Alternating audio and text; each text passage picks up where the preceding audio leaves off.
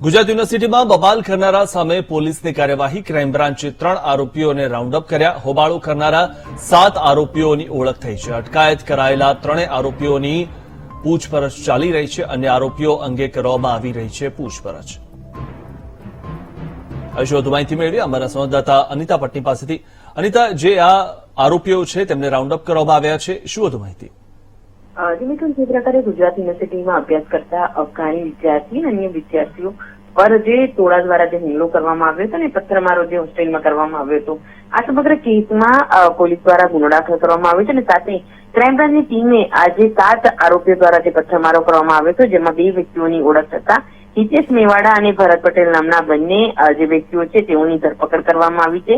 આ બંને જે છે ગુજરાત યુનિવર્સિટી પોલીસને ક્રાઇમ બ્રાન્ચે સોંપી દીધા છે.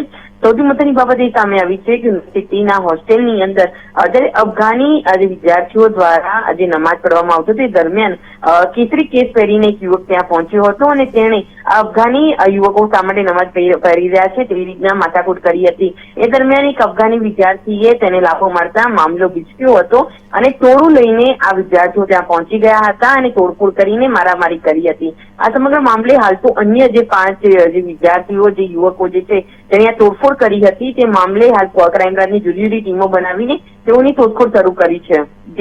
જી આભાર અનિતા, માહિતી આપવા બદલ.